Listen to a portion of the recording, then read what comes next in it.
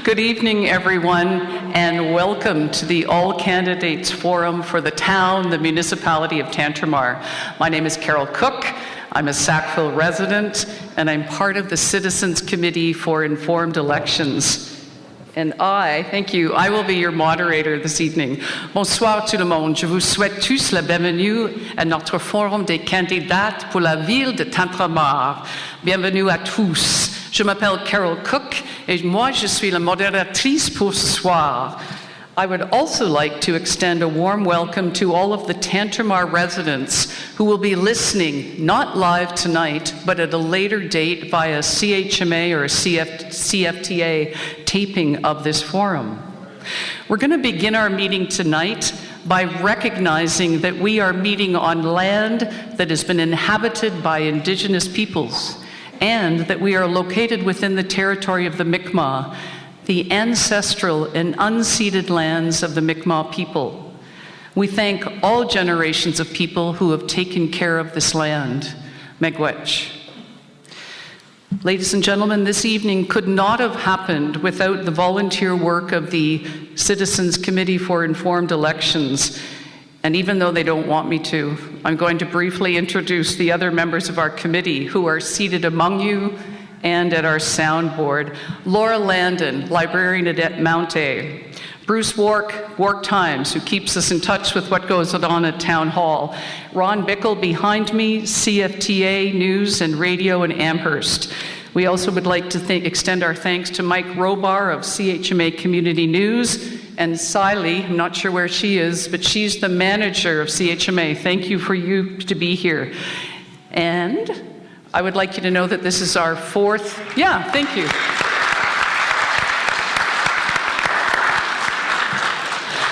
This is our fourth All Candidates Forum, and we're very glad that you're here. We know that everyone in this room believes in the Canadian democratic process and understands the value of meeting together in person to listen to each other and also to hear opinions that are different from ours on how this wonderful town of Tantramar should be governed. I'd just like to add as well that these forums are produced and run completely by volunteers. Those of us on the committee, and there's volunteers all around the room tonight, they've got name tags on, they're all giving of their time. And so if you could just give them a hand right now too. And now I have to do the money talk. My friends, these forums don't happen for free. We're grateful to Church by the Lake for donating. Actually, they rent us this space, and it's one of the best places in the city, the town actually, for such a forum. But we do have lots of costs, like signage, printing, equipment, rental, delivery, etc. And I have my prop up here. Some of you saw this last time. It's the donations bucket. And it's going to be strategically placed at the back of the room as you go out. So if you have a bunch of loonies and toonies that are just weighing you down, let us have them. Because really, we have some costs. And I also want you to know that last time, the federal forum, this time last year, I think we raised about $200, and we paid our bills, and then we gave the rest to the Sackville Food Bank. So please be generous if you can. I'd love that. And see Ross? Ross is in charge of the money. Thank you, Ross. Okay, lastly, a bit of housekeeping. Please note that in case of emergencies, there are exits here to my right. There are some at the side doors at the back and at the back of the gym, so you know the two places that you came in at the back. You probably also know, but I want to let those who maybe are new to this space know that there are washrooms and a water fountain at the back. Could I ask that we avoid using these washrooms just because it makes it hard for the platform party to be seen and heard. Finally, I'd ask that you take a moment to silence all the audible notifications and ringers on your phones, just as a courtesy to all of our candidates. And I'm just going to take a moment to let you do that. Thank you so much for your consideration. And now the moment you've been waiting for, a chance to meet our candidates. Please hold your applause until I've introduced all 18 candidates. Candidates for Mayor, Sabina Dietz, Terry Jones, Debbie Wiggins-Colwell. To their left, Ward 1, Alyssa Green, Jason Holmes, Caitlin Olive. Ward 2, Barry Hicks, Ken Hicks. Ward 3, 8 candidates running for 4 seats in Ward 3, Andrew Black, Alison Butcher, Josh Gauguin, James McDonald, Bruce Finney, Haiti Robertson, Michael Tower, and Tori Weldon. And Ward 5, Casey Hingley and Wayne Wells. My friends, these are people who all believe in public service, and they believe in stepping up to serve. And I don't know about you, but I would say that democracy is alive and well in the Municipal of Tantramar. Wouldn't you agree?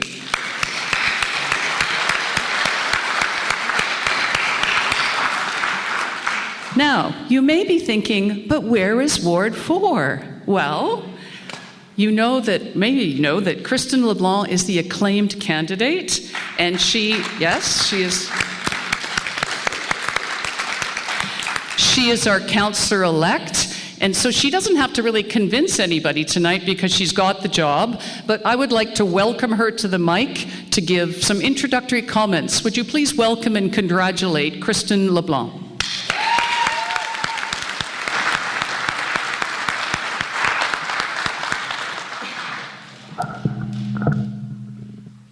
Don't want to mess this up. Good evening, everyone. My name is Kristin Leblanc, and I'm proud to be the acclaimed Ward 4 candidate for Tantramar Municipal Council. Is there a lot of feedback in here, or is this better? Perfect. Born and raised in Tantramar, I am fortunate to call Ward 4 home. I'm a mother, an adult educator, a health and legal administrative professional, and these are all roles that have grounded me in listening, in problem solving, and advocating for people each and every day. I ran for council because I care deeply about our community, and I'd like to help build a stronger, more connected Tantramar. Most of us know that that starts with listening. Through conversations with residents, I've heard clear concerns about fairness following amalgamation, especially where taxes have increased without matching a level of service or reciprocation. Infrastructure is also a priority, particularly improving our roads to ensure safer travel for everyone. Across our municipality, families need to feel supported. Services must be fair, decisions need to be transparent, and all wards should have access to community spaces and opportunities to stay connected. Public safety and quality of life do matter. This includes properly supported fire services and thoughtful development that protects the health and well-being of our residents. If residents are contributing, they deserve accountability and reliable services. I will work hard as your councillor to address these issues and do everything that I can to improve them for the residents of Ward 4 and for all of Tantramar. My commitment is simple: to listen, to act with integrity, and to work hard for our community. Thank you.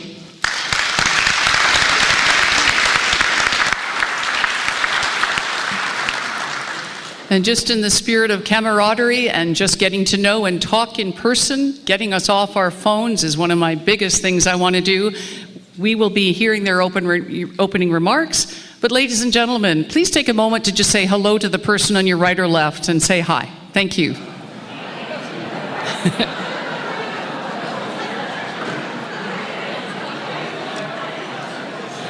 Can I say that you just seem like a very happy bunch? This is great. Thank you, everybody.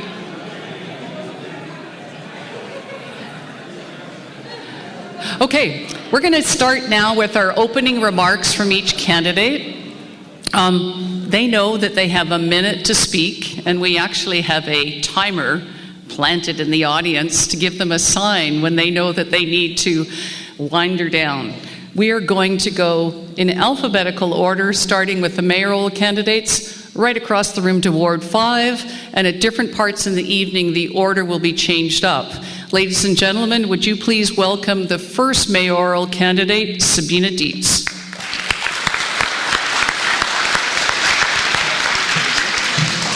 Thanks. Good evening, everybody, and thank you for organizing this event. I know how important it is. Am I too close? Sorry. It's very ringing. Is this better? Is this better? Talk loud. Talk louder? Okay, I'm going to talk louder. My minute is up. Sorry.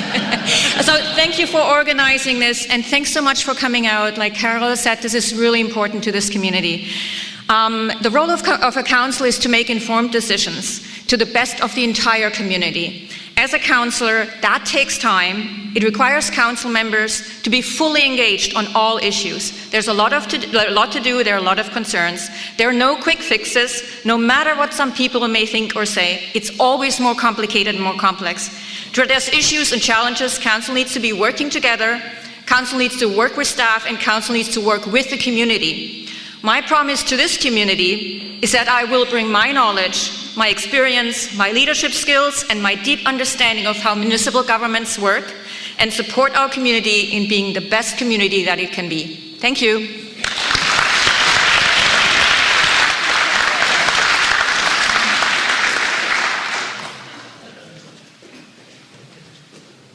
Thank you, Sabina. Ron, I just got some feedback. There's quite a lot of ringing going on. I don't know if... It's the square room. All right. We'll just do our best, my friends.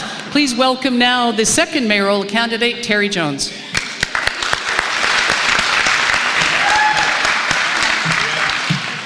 Am I ringing? Okay. So I've made Let's try that. That one works. Do you want to come use this one? Sure. Terry, watch this wire. Thank you. Is this better? Hey. So I've proudly called Sackville area my home for 38 years. This is where I raised my children and built my career. Over the years, I've worked as an LPN at Sackville Memorial Hospital and an EA at Tantramar Regional High. Today, I'm a small business owner practicing as a naturopath. My entire career has been rooted in caring for the health and well-being of others. I bring a strong work ethic, a commitment to honesty, confidentiality, and trust. I'm dependable, and I take my responsibilities seriously. If given the opportunity to serve, I will work alongside council and residents to ensure every voice is heard. I believe leadership requires making a commitment, but it also requires making tough decisions. And my time is up.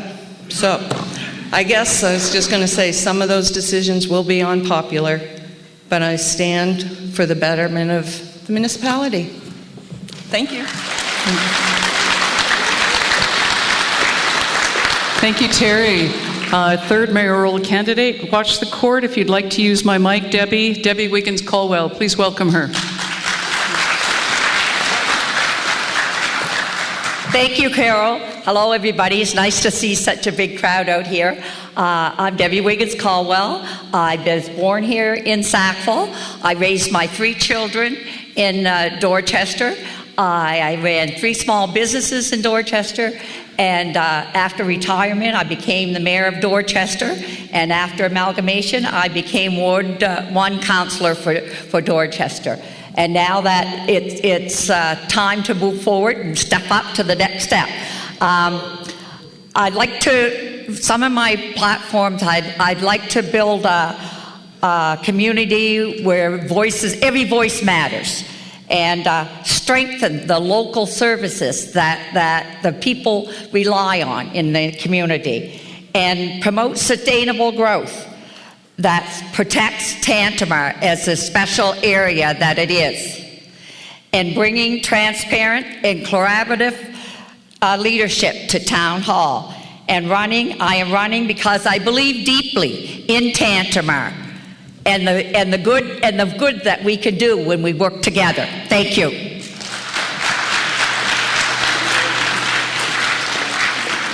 Thank you, Debbie. We're now moving on to the 3 candidates who are vying for a seat for Ward 1 representation.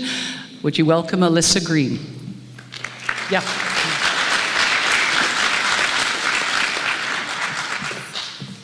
Hello, my name is Alyssa Green, and I'm running for councillor in Ward 1. As councillor, I would offer Dorchester a strong, informed voice that will ensure the needs of Dorchester are always represented on council. I will fulfill my role as councillor in the same manner that I have conducted my campaign, with continued engagement and conversations with community members so that their needs are represented and not my ideas of what they need. I will immediately get to work on many concerns brought to me with by our community: road repairs, sidewalks and crosswalk installations, and traffic calming, continuity and growth of programming for all ages, support for service organizations and volunteers, building growth opportunities for business and housing to secure services like their school, library, and post office in Dorchester, ensuring tax rates reflect services rendered, advocating for review of the PILT grant at the penitentiary, and building accessibility across Tantramar. I'm committed to ensuring Dorchester's relevance is a key component in future growth of Tantramar by listening to your needs and acting on them. Thank you.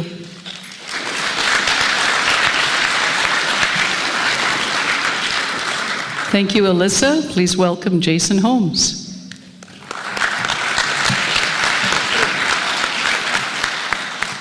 Good evening. You'll have to bear with me. I'm not used to talking in the mic. It's great to see such a huge crowd. That shows that the people of Tantramar care. I was born and raised in Dorchester. I now raise my family in Dorchester. I've been a volunteer firefighter, Dorchester Fire and Rescue, for the past 33 years, serving my community and the outlying communities within Tantramar. Our big thing for Dorchester is our school. Schools keep your families. So we're going to work to keep our school in Dorchester. Our protective services in Dorchester, in Sackville, we'll be working with that to get things there. Infrastructure, our roads, our schools, safety for our kids to get to school, which will be putting sidewalks in, new playgrounds, infrastructure. And I got 15 seconds left, and I'm already running out of things to talk about because I'm a bit nervous. Sorry, this is all new to me, so you have to bear with me. Yeah, so I'm running for Dorchester Council under Tantramar, but we'll be serving all of Tantramar and everybody's voice. So, time's up.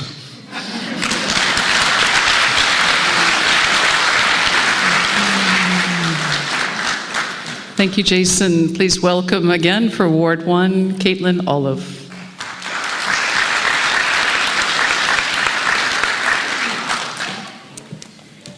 Hi, I'm Caitlin Olive, and I'm running for Ward 1. I'm just wondering if Ward 1 could raise their hands so I can speak directly to you. Anybody here from Ward 1? I was born in Dorchester. I'm 9th generation there. I've raised my kids here. I've sat on the Save Our School.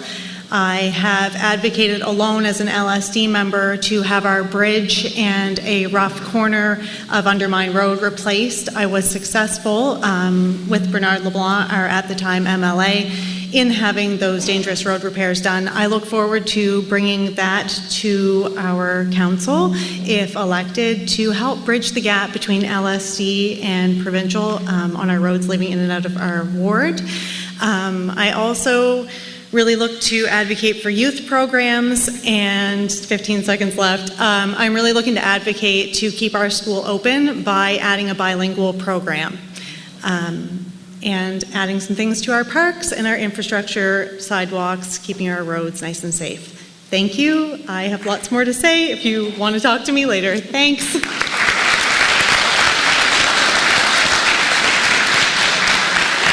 Thank you, Caitlin. We're now moving to Ward 2, and I'd like you to please welcome Barry Hicks.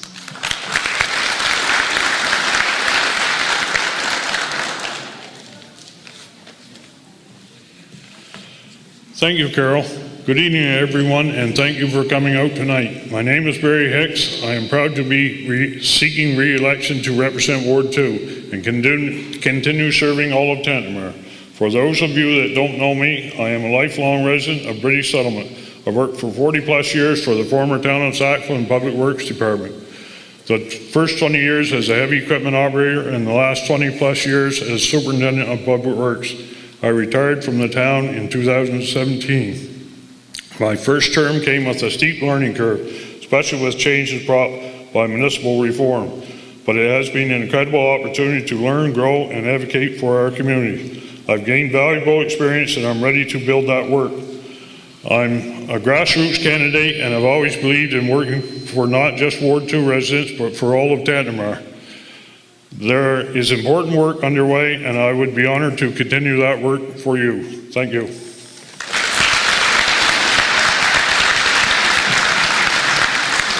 Thank you, Barry Hicks. Please welcome for Ward 2 as well, Ken Hicks.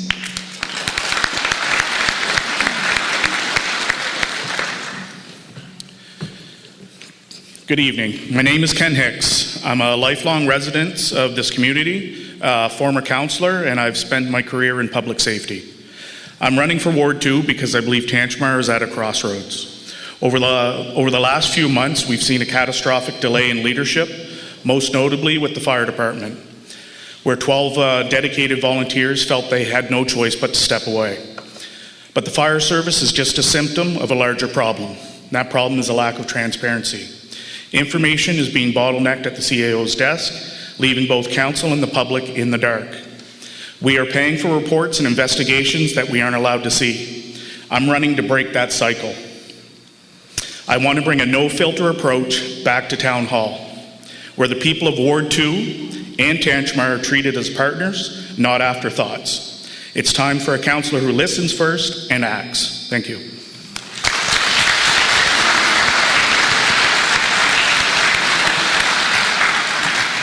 Thank you, Ken Hicks. And now we're going to start with Ward 3, Andrew Black. Would you welcome him?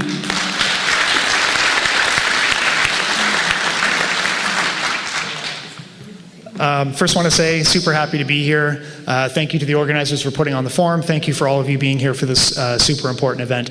My name is Andrew Black. I'm currently the mayor of Tantramar and now seeking a seat on council for Ward 3. I'm 50 years old. I have 3 kids that are born and raised here in Sackville. I graduated from Tantramar Regional High and then from Mount Allison University in 1997. My career background is in corporate retail and employee relations. I also co-owned and operated 2 small businesses in Sackville and now work at Open Sky Cooperative just down the road from the church. I was first elected to council in 2016, so this May will be 10 years for me, formerly as a councillor and then deputy mayor of the town of Sackville and now as mayor of Tantramar.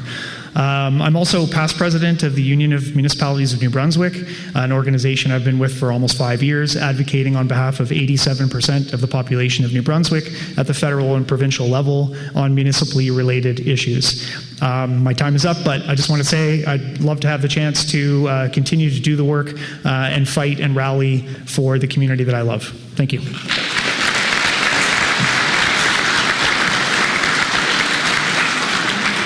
Thank you, Andrew. And also of Ward 3, Alison Butcher. Please welcome her.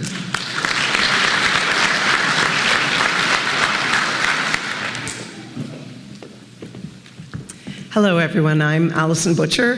The first big test is this microphone, right? So let's hope I can do it. I was born and raised in Sackville, went to school here. After I graduated from Teachers College, I left, as many of our young people do.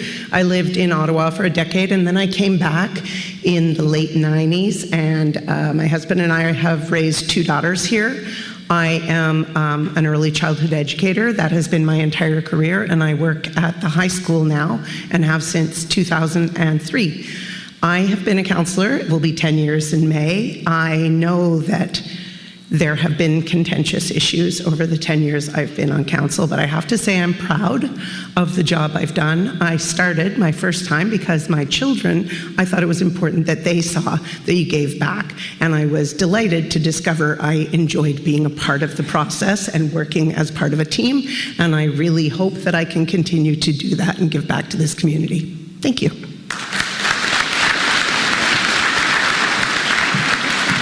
Thank you, Alison. It's now Josh Gauguin's turn for Ward 3. Please welcome Josh.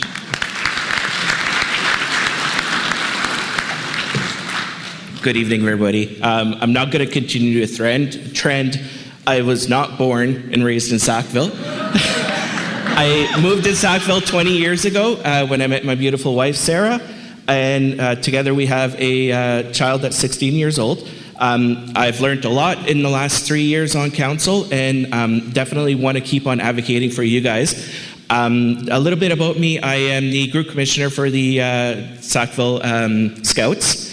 Along with my wife, I lead the Chipmunks group this year, 4 to 5-year-old kids, and our Cubs group.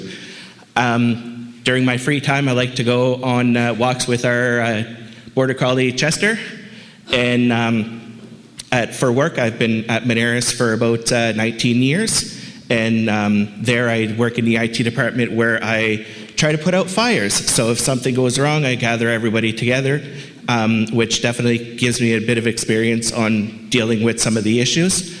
I hope to gather your trust, and please vote for me on Election Day. Thank you. Thank you, Josh. Ward 3, James McDonald, we'd like to welcome you as well.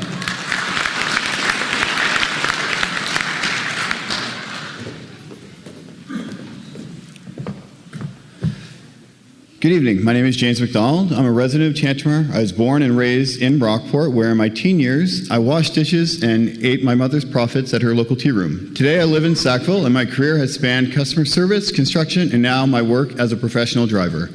I also serve as the first vice president of the Sackville Rod and Gun Club. In that role, I've already been building bridges. I've initiated projects with the local scouts to build picnic tables for Quarry Park, and I've partnered with the municipality's active living department to create our local fishing gear program. I'm running for council because I believe we need some blue-collar, bruised, calloused hands at the table.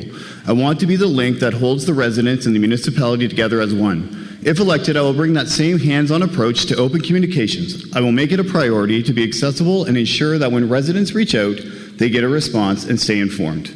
Bylaws and procedures, ensuring our policies are fair and grounded in common sense. Infrastructure and growth, improving our town and growing our economy while protecting the interests of our residents. I want to help build a Tantramar where my kids will want to raise their kids just like I have. Thank you.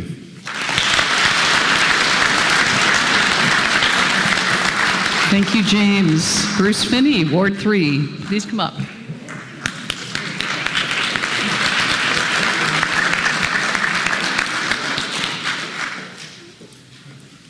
Hi, everybody. You know, most of you probably know me. I worked at Mount A for 42 and a half years. I was born here, but I didn't grow up here. I grew up in Ormocto. My father was in the military, the Black Watch, which I'm very proud of. I am a fighter. I have been all my life, and I will continue to do so. I've been a counselor for 22 years, and I've got a lot of background. I know exactly. I've met a lot of people in the provincial and federal government. My contacts are unbelievable. I would like to continue on representing you because of the fact that there are some issues that need to be addressed and they need to be taken care of immediately. I have something that's going on in the background right now, and it'll be taken care of next week. But in the meantime, I like to work with everybody. There's the old saying, some people like each other, some people don't, but you still have to learn to turn around and work with them. So I have no problem separating my personal from professional. And if you feel that you want me again, I'm not ready to retire yet. So please consider me come election time.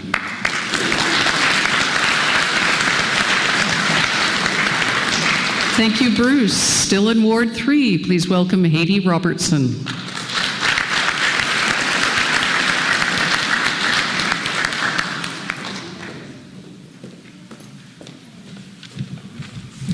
Hi, I'm Haiti Robertson, and I've lived in Sackville for 50 years. I'm a semi-retired nurse currently working part-time at the Drew Nursing Home. I worked for many years as an extramural nurse and as an OR and ER nurse. I've also been an entrepreneur, opening my store Over the Rainbow at 18 years old and co-owning Bloom's Flower Shop for 15 years, selling in 2024. I believe my experience in these capacities, enabling my interactions with many residents, as well as my knowledge of the town, make me uniquely placed to contribute to the governance of our community. My experience as a home care nurse has brought to light the need for affordable housing. I would like to explore the potential for making available municipal lands to support a development that provides clean, comfortable, and affordable housing within walking distance of the services our residents need. My experience as a small business owner has highlighted the need for more vigorous economic development and exploring the untapped resources of tourism in our community. Thank you. Thank you, Haiti. Please welcome Michael Tower, Ward 3.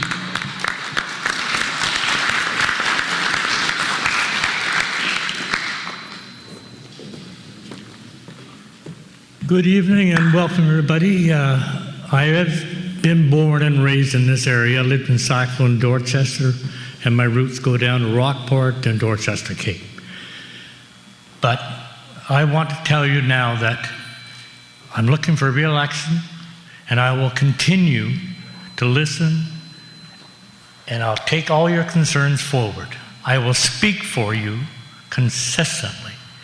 And one thing for sure you can guarantee, I will fight your battle against anything that affects our health and welfare, the quality of life, and social well-being.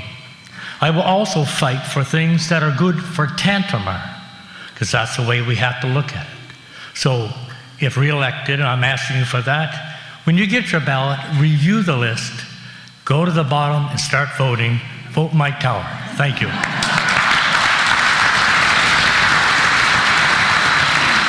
Thank you, Michael.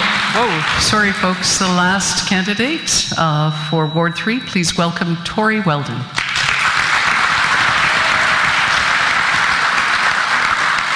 Hello. I think there's been like 2 moments where this really hit me. It's like having a porch full of signs with my face on them. And then right now, this feels real. So thanks, everybody, for being here. My name is Tori Weldon. I'm running for councillor of Ward 3. I mean, I'm from here. I don't want to not say it. You don't have to say it. You don't have to be from here. But I am from here. I've lived most of my life here. I'm raising my kids here. Currently, I run a business. I'm a podcast producer and consultant. Before that, I worked at the CBC for a long time. So I lived here and drove back and forth to Moncton every day. During that time, I covered a lot of council meetings. So I've got the stamina to spend the time in those like 4-hour meetings. But I feel like it's a lot of experience. I spent so much time there, I learned a lot, and that's experience that I'd like to bring here. During my time at the CBC too, there's so many familiar faces here because I've interviewed so many of you before, and it's that sort of the Spider-Man saying, with great power comes great responsibility. And that's something that I just take very seriously in just anything I do. So aside from that, I love cross-country skiing and pick-up basketball, and I think Sackville's a very special place. Yeah, thanks.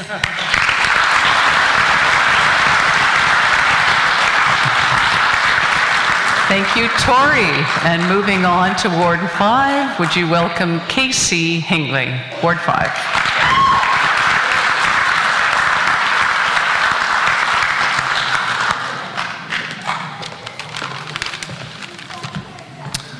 Thank you. My name is Casey Hingley, and I'm running as councillor for Ward 5. My family moved to Point Dubuque in 2022 from British Columbia. And we instantly fell in love with the area and the people who make it special. Before moving here, I spent 10 years as a retail manager in a musical instrument industry. Since coming to New Brunswick, I've worked in the music department at Mount Allison University. And you might also want to know that I'm a musician, you could probably guess. And for the past 3 years, I've served on the executive of the Mount Allison Staff Association, representing 150 technical, clerical, and administrative staff. 2 of those years, I've been president, and in fact, I'm running for re-election tomorrow. I'm running for council for 2 reasons. First, my superpower is being able to engage in meaningful and sometimes heated debate and not take things personally. Second, I take real satisfaction in working as part of a team to make a community better. This is what I've been doing at Mount A, is what I'm ready to do for Tantramar and Ward 5. Thank you.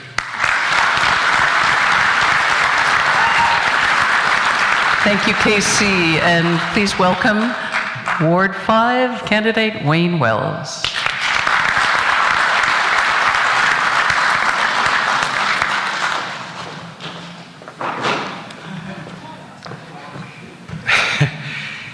I'm Wayne Wells from Point Dubuque, lived there all my life.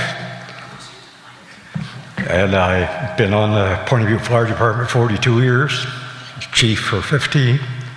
And I worked at Arbor Transport as a mechanic for 37 years. And I just threw myself in for council to represent my Ward 5 and for my friends, speak for my friends and family. And try to get the fire department fixed. That's it.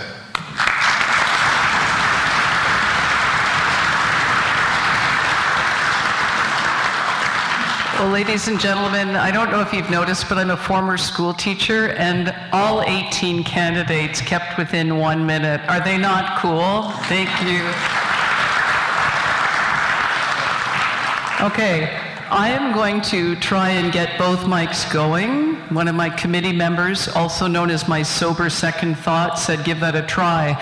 My friends at the back who are standing, there are about 10 seats among us here. Ladies and gentlemen, we'll be back on in 1 minute, but please come forward if you'd like a chair. Okay. Everybody, when you come up here, watch the wire, okay?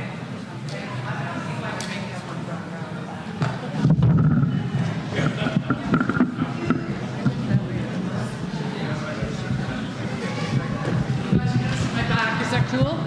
Yeah. Okay. Nope, I think this is going to be my little podium. So, okay, if I don't scream, Gary, is this sound okay? Take it down. Can the sound man take it down? Okay.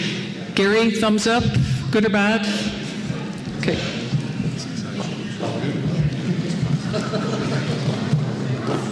La la la la la la la.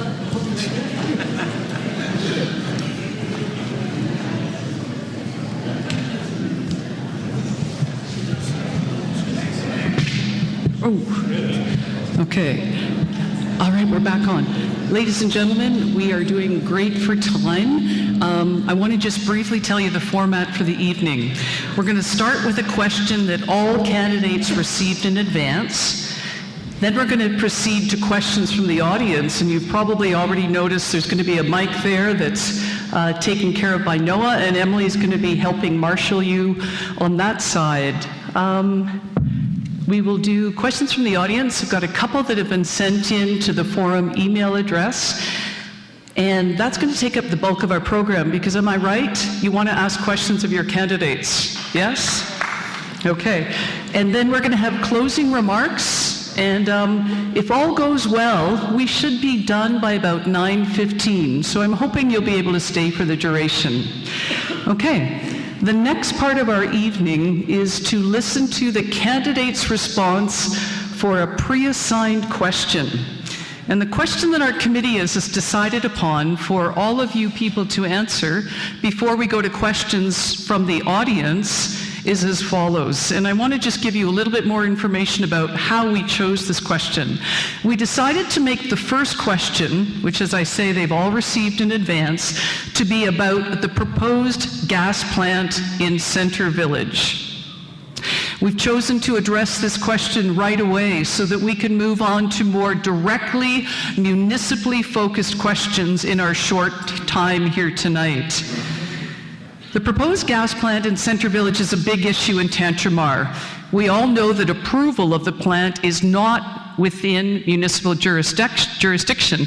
However, we all know that there are many effects on the municipality, however it goes.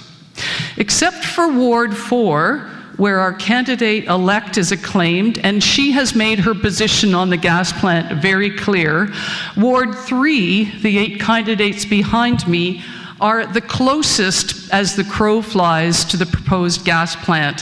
For that reason, we're going to start the answers with them in alphabetical order via their last name. Candidates, I just need to remind you again that you've got 1 minute to respond to this question. And here is the question, audience. What do you see as the municipality's role regarding the gas plant? And we're going to start with Ward 3 with Andrew Black. Andrew, do you want this mic or the podium mic? I'll try that. Okay. Can you guys give these guys kudos? Because they're going to be doing a lot of back and forth tonight. Thank you, everybody. I timed this to a minute. There's much more you could say, of course, but I want to first say that this current council passed a resolution to oppose the Riggs project.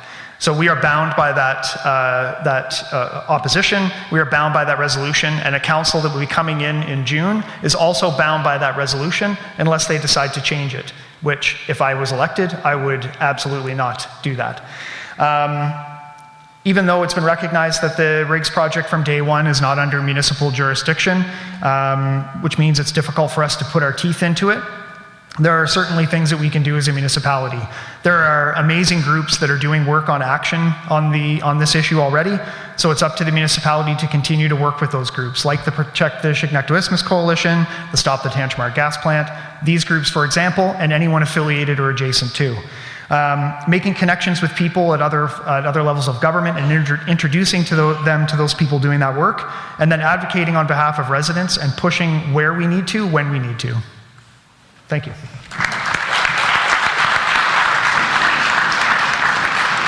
And now we will hear from Allison Butcher, Ward 3. Hi. So very similar to what Mayor Black has said, I'm already on council and I voted against or voted in favor of sending a letter to the provincial government. Unfortunately, we don't have, as a municipal government, much control over what happens, but we do have the ability to advocate for our constituents. We have the ability to voice our concerns, of which we have many, and if I am on council again, I will continue to do that because I do not think that the gas plant is a benefit to our community for many reasons. So thank you. I'll continue to do that.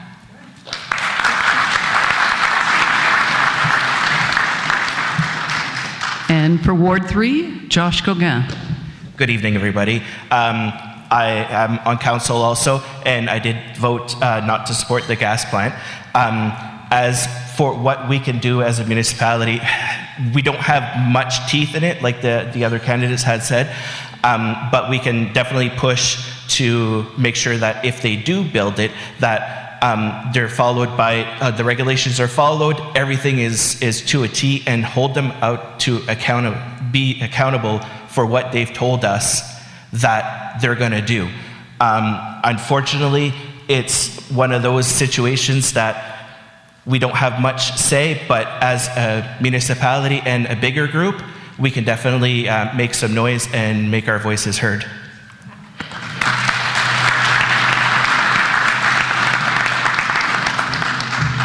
And making his way over to the mic is James McDonald, Ward 3. I see the municipality's role as the primary advocate for our residents. For any project where the town doesn't have direct control, like the Wheaton's Covered Bridge or the Pexico Bridge or the gas plant, our job is to step up and represent the community's interests. We need to do our best to support our neighbors by advocating for or against these projects based on our collective needs and safety. We also have to be pragmatic. If the gas plant moves forward, the municipality must ensure we aren't just a host for industry, but a partner that receives every benefit we deserve. Our focus would be on maximizing financial gains and community improvements so that as our landscape changes, our residents see reward. Finally, the town needs to stay vigilant. We must monitor the progress and environmental impacts closely, acting as a constant voice through the proper channels to ensure our residents are taken care of and the developers are held accountable every step of the way. Thank you.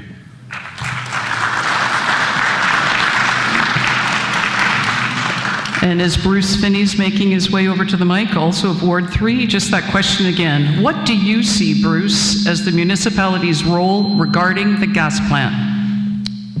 As my colleagues or candidates have said, as a matter of fact, we don't have much say in it, other than the fact that we can put forth our opposition to it.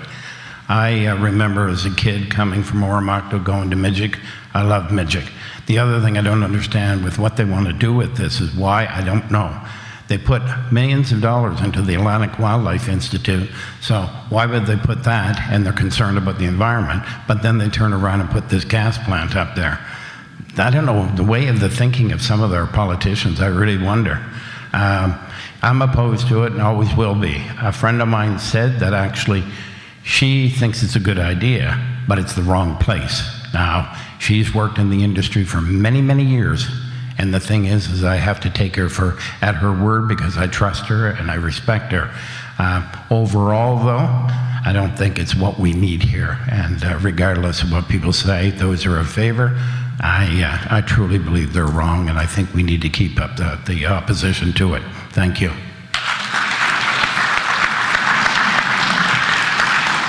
And next up, with Ward 3 again, Haiti Robertson, making her way over to the mic.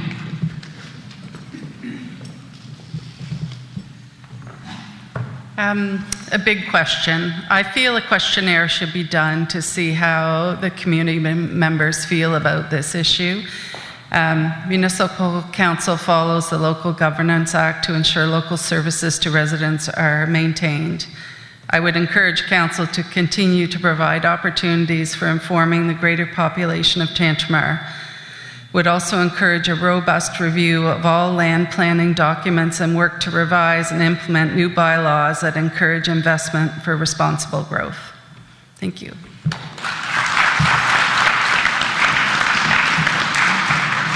And next, still in Ward 3, Michael Tower is making his way to the mic. Thank you. You all know how I feel about this. Unfortunately, the second half of my motion hasn't happened to get our premier down here, and there may be obvious reasons for that. And we all know that the DNR has already acknowledged that this is going to be the hottest summer on record for New Brunswick. So the idea of putting jet engines into the woods still doesn't make any sense. Now, the location or putting it there is not within our jurisdiction. But it is within our jurisdiction, as I tried to say before, for us to speak up for everyone within Tantramar. It affects our well-being, our social well-being, and boy, what's it going to do to the environment? So I feel that we will continue to go out and get support, spread the word, and get somebody to try to knock some sense into a provincial government. Thank you.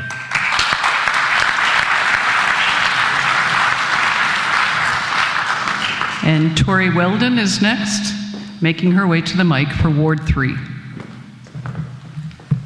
I mean, a lot's been said. You can only say so many things about it, but I guess one thing I really appreciate is just the amount of citizen engagement. Like, people feel strongly about it, and they're doing something about it, and they're saying something about it. And I think there's a real power in numbers, like we saw it in 2013 with shale gas. So as far as the role of council has already made a decision. So from there, it's really just about having a seat at the table. Because I don't think the loudest voice wins, but it's more about strategy. The council's decided that it's against the gas plant, so it's against the gas plant. And it's really just talking to the people in charge. Like, everyone who feels strongly against it, you're out there, you're doing something, and I think that's exactly what needs to be done. I think council needs to talk to the people in charge and just try to get a seat at the table. If the gas plant does go through, I think the most important thing is just diligence, that every single regulation is followed to a T. And then from there, I guess it's just a matter of trying to get every tax dollar out of this project possible. Thanks.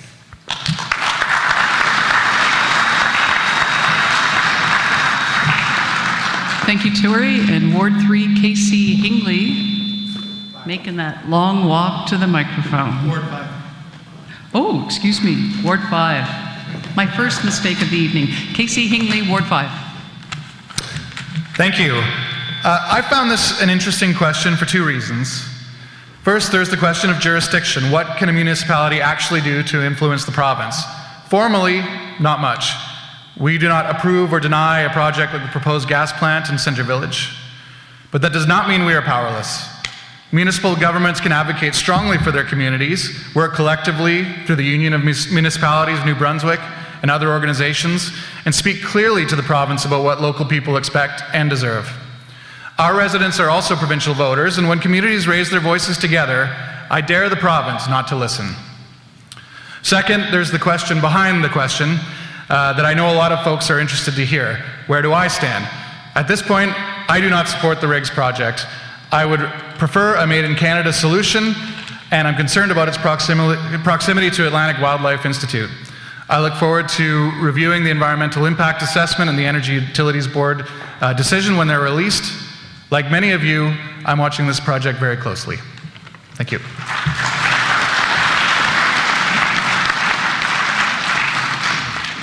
And also for Ward 5, Wayne Wells, coming to the mic.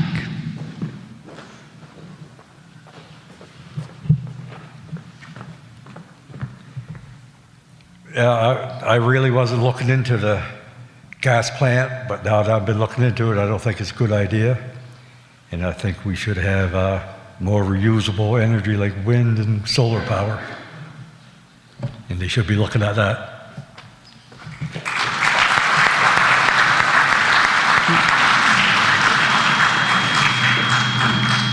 And now we are moving on to Ward 1, Alyssa Green. In conversations with residents of Dorchester, In conversations with residents of Dorchester, the proposed gas plant is often met with the statement, well, it's going to happen anyways. This is in no way a sign of lack of concern on their part, but rather built on a history of challenging decisions and changes made by the federal government related to the penitentiary. Over the years, people of Dorchester have adapted to making it work to preserve their village. Going forward, to ensure that Tantramar is best prepared, Council needs to establish policies, procedures, and acceptable parameters for developments that don't stall progress, but rather guide it to best serve our community. We need to make it work for us. Establishing bylaws, programming that clearly defines the responsibilities of developers and what incentives and benefits they need to bring to our community. The legacy of the gas plant, whether it goes ahead or not, should be a council ensuring the checks and balances are in place to guide all future developments in our community on how to be a good neighbor to the people, places, and history of Tantramar. Thank you.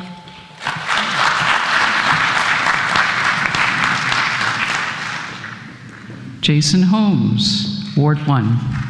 Thank you. I think we can all agree that nobody in council or the candidates going for council agree with the gas plant.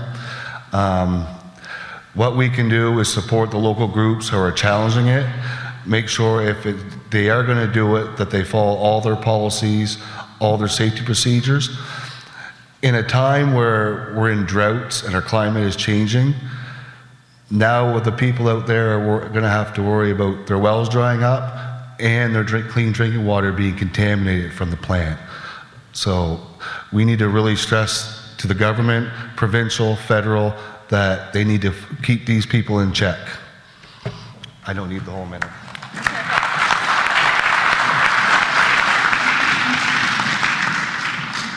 Caitlin Olive, question again. What do you see as the municipality's role regarding the gas plant? Caitlin Olive, Ward 1.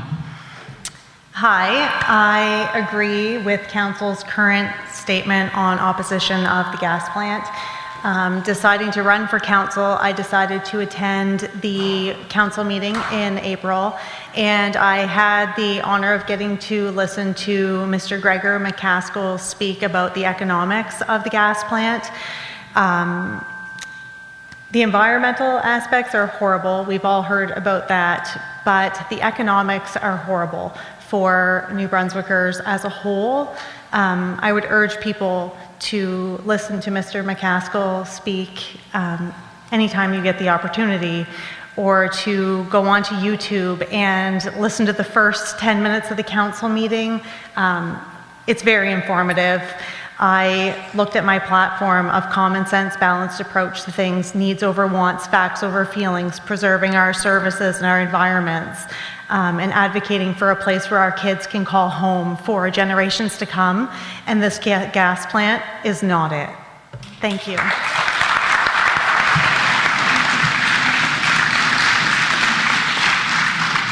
And now we'll hear from Ward 2 candidates, starting with Barry Hicks. Environmental assessments have already been completed by federal and provincial regulators, the experts with jurisdiction. Indigenous impacts were reviewed at the federal level and approved. If a project meets all regulatory requirements, these processes should be respected and allowed to work. This issue falls outside of municipal jurisdiction.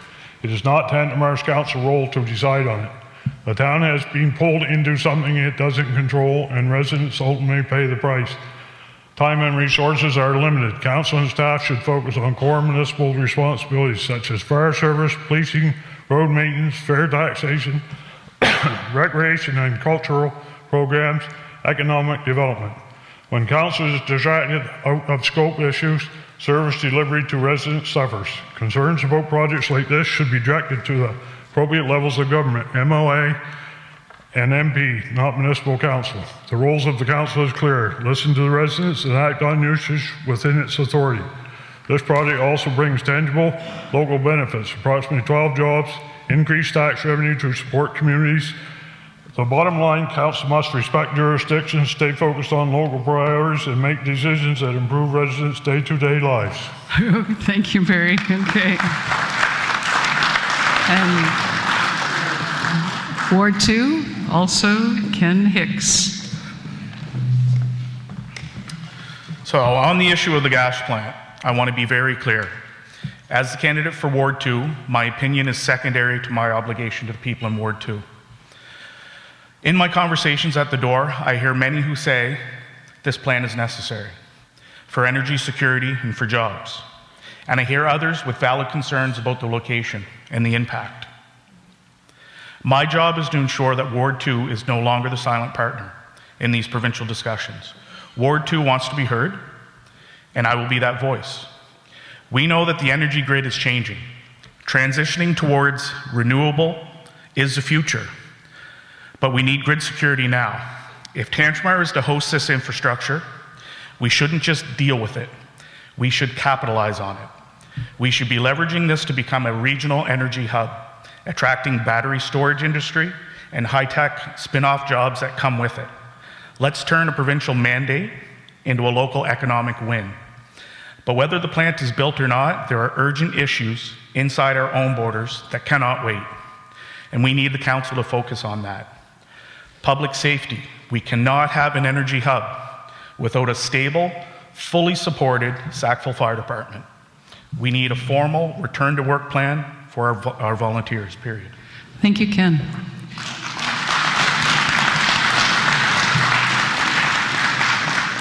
We're now moving to the candidates for mayor. We'll be starting with Sabine Dietz to give her point of view on this question. What do you see as the municipality's role regarding the gas plant? Sabine Dietz. Just to get this out of the way, no gas plant, not now, never. Just to be very clear on this. As the candidates have stated very clearly, there are jurisdictional issues around this, but I'm sorry, former, current council, you could have implemented a municipal plan by now, which was on your plate, and a municipal plan gives the municipality actually some power over what happens in its territory. So, okay. So at this time, it's a matter of supporting the organizations that are very active in the region. It is supporting the resolution that was already passed by council, and it is, as has been stated before, continuing to advocate for the community with provincial and federal governments. And I believe the next council will do that because the concern is in this community about the health and well-being, which is very much so the responsibility of council to look after the health and well-being of our community. The council will have to commit to continuing supporting that. Thank you.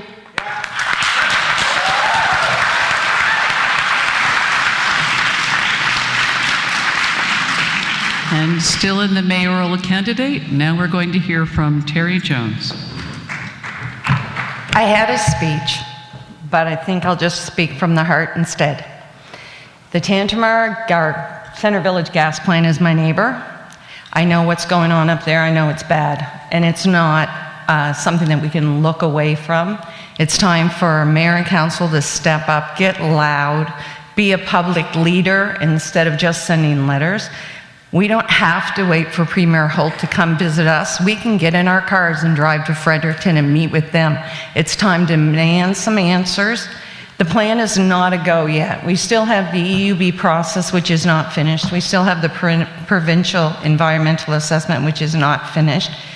So it's time for us as a community, as a municipality, as people who care about the environment to step forward. But think about this. This is going to impact all of your health, your children's health, your grandchildren's health, and for the next 25 years, it's going to spew poison into the atmosphere, into the water, and into your lungs. Remember that when you're thinking about, are your kids going to stay in this community? People don't want to live next to a gas plant.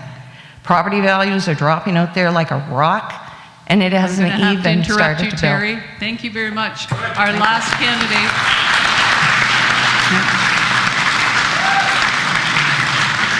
The last mayoral candidate to answer this question, Debbie Wiggins-Colwell. Thank you. As council has been doing and will continue to do, is share public concerns, and that's exactly what we did. We listened to what you had to say, we brought your problem forward, we opposed, and we wrote letters for you. I'd like to equate this to be in the provincial government as being that wall, or that tree that's got everything hidden behind, and we're that pileated woodpecker that's knocking on the door to let it through and make it aware of how serious this is for our community, the environment, and so we're here to listen to what you say and bring it forward. Thank you.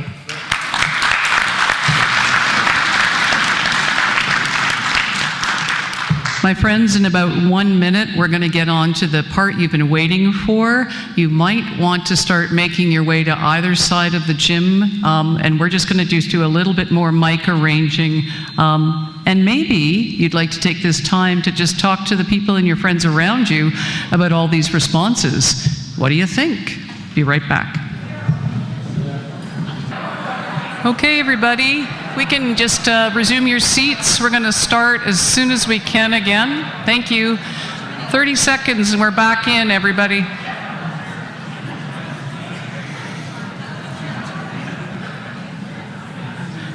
You are the most cooperative audience I have ever seen. Thank you, thank you.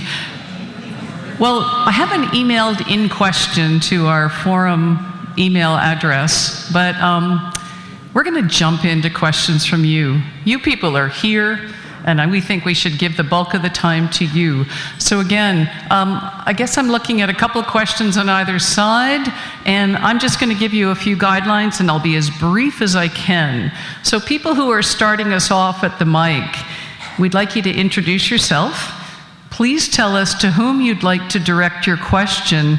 Audience members, we're not going to be able in the next 40 minutes to hear from everybody. The candidates are aware of that. It's my job to see if I can keep things moving. Will you give me thumbs up if you can live with that? Some of you? Thank you. Okay. But we're going to do our best to cover as many issues. And candidates, if someone's got a question directed to them and you're dying to answer, signal me, and we'll do our very best to get a little back and forth if we can. Interest of time, directing your question to the ward's candidates. Some of you are going to have questions for all of the candidates. We're going to see how this goes. May I ask you to keep your preambles as brief as possible, cut to the chase as quickly as you can with your questions, and candidates as well. Will you keep your interjections, your answers brief too? We only have about 45 minutes, and I think you said, Carol, we can go to 9:15, right? Okay, let's jump in. We're going to start with Emily's side, and will you please introduce yourself, speak as clearly as you can, tell us who you'd like to address your question to. Hi, my name is Kelly Matatal. I think I would like to address this to the 3 mayoral candidates and maybe the first 2 people who put up their hand afterwards from the wards. Would that work? Okay, I'm going to step back from this. And thank you all for being here. That's wonderful. I'm Ward 4, so you're not convincing me. You need me to step up? No. I'm speaking on my own behalf tonight, but over the past year, I'm scared of speaking close to the mic, sorry. I'm speaking on my own behalf tonight, but over the past year, I've been part of a coalition of artists, cultural workers, and heritage organizations in Tantramar that recently submitted a joint letter to the council outlining practical steps to better support our sector. Let's face it, Tantramar punches way above its weights in the arts, in heritage, and in culture. Okay, we will be sending that letter to the next council. Please go right to your question. Going right to the question. If elected, would you be able to support the arts, culture, and heritage sector? We had asked for a few key things: revival of an arts and culture policy committee, an updated municipal arts and cultural policy, and stronger ongoing communication between council and the cultural sector. Would you commit to advancing these concrete steps to ensure it properly recognized and included in municipal decision-making? Responding, Sabine Dietz, where you go? Part of it I didn't even hear because you told me to go forward. So sorry about that.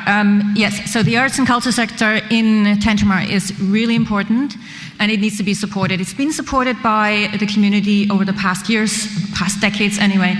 I commit to working with the sector, reading that letter, the submission carefully, and then working with the sector on figuring out how to support it.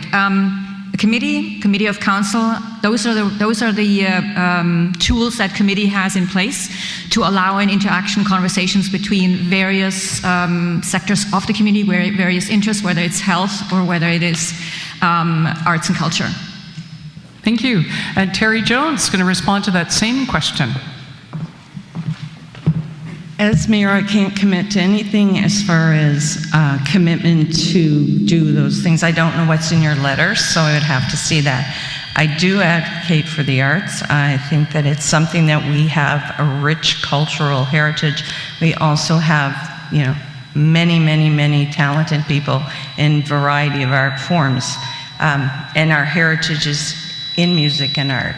So I would be more than willing to work with your group. I would love to see the letter and then work with the council to see what we can provide, but support for sure. Thank you, Terry. Now we'd like to hear from Debbie Wiggins-Colwell. Thank you. Thank you for the question. It is very important for art and heritage and culture. It is the basis. It's what we grew up, it's what's around us, it's what we have to move forward and have to preserve. I know we've talked about, we have an ad hoc committee, as I had mentioned before, and we're trying to save like the parts of the Wheaton's covered bridge. That's one thing. If that goes by the wayside, we lose all of that. And for future generations, they may not know what a covered bridge is. That is just one aspect of the building. Thank you, Debbie. We're going to move to Casey. Thank you. Casey, come up. He signaled me that he'd like to respond as well. Thanks, Kelly. Thanks for that question. As I mentioned, I'm a musician. I have toured this country with a rock band. I'm also a theater nerd, and I think the arts and culture scene here is great. I think we're missing a soft seat venue that isn't Mount Allison. Mount Allison has, thank you. The Mount Allison has wonderful facilities, but they do not have a mandate to entertain most people in this room. They have a wonderful mandate to educate their students. But think of what our theater communities are working with, bare bones, and just think what they could do with a soft seat venue, lights and sound, and that'd be something I'd love to see in this town in the future. Casey, thank you. Okay, as much Emily and Noah, we're going to go back and forth. Sir, identify yourself, and to whom would you like to ask your question? Hi, my name's Bill Carroll. I'm in Ward 3, and I have a question for the mayoral candidates. There's an empty lot across from Bill Johnstone Park. It's been empty since I've been here for the past 10 years. I think it's a great opportunity to put a social and arts and performance and farmers market and other community type of thing directly downtown, right across from the park. What's the opportunity for council to do something like that under your Bill. guidance? We're going to get Debbie Wiggins to weigh in first. Thank you for your question. That is a great question. Is that park, and in between there's two buildings on each side of it? Am I correct on that? It would be nice to have like an amphitheater, an outdoor theater that we could use in the summertime to utilize that space, and it would connect with Bill Johnson's park across the road. So great idea. Thank you. Great. And now we'll hear from Terry Jones, and Andrew Black has a response as well. I'm not sure who owns it, whether it's town property or if it's individually owned. So we'd have to look into that. It's always a positive growth movement when we're doing something that involves the community, for the community, and something that will benefit us all. So we'd have to look into it. It would definitely be a consideration and could be advocated for sure. Before Andrew, Sabina Dietz. So thanks. And probably Andrew will correct me when he comes up. That Irving property may be a may have some hazardous material still in the ground. So we have to be careful, but that doesn't mean it can't be fixed. Overall, I love that idea. We've already heard that the library is at its end of its life, so you can imagine a downtown building, including the market, including arts and culture, including a kitchen, a community kitchen, including the library, a fantastic way of increasing the resiliency of this community. I think it's a great idea. Thanks. Great. Andrew Black, and anybody? Sabine was right. The property does have some remediation issues. Not that doesn't mean that we can't use it. We can certainly use it. There's been conversations with the Sackville Farmers Market over the years about municipal property that could be used for a multi-purpose building, including the farmers market. That spot has been talked about and would be a perfect addition to the park and everything that Sabine has just said. So there have been conversations around that, but just what it would look like for cleanup to actually use that space would be somewhat complicated, but not impossible. Thank you. Bruce Finney. I work with Kelly, as a matter of fact. I want to go to Kelly a thing. I work with her on the arts wall, and one of the things we found out that actually there's been some things missing in relation to the strategic plan in relation to the arts world. As far as that property there, I've heard that there probably are still some issues and everything, but when the town still owned the old fire hall, the thing is I wanted to tear it down and build a multi-purpose facility like they did down in Shediac. But my friends at the time thought $4 million was just a little too much. But you only get what you pay for. And we could have used that. If anyone has never been down to the multi-purpose facility in Shediac. Okay, Bruce, I'm going to ask you to wrap it up. You need to turn around, go down and see, and you'll understand why I wanted it. Thank you. The last person is Josh, and then we're moving to that side for the next question, sir. Josh. Like the other candidates have mentioned, there is issues with that property. Doesn't mean we can't utilize it. I almost think that it might be too small for what we'd like to see.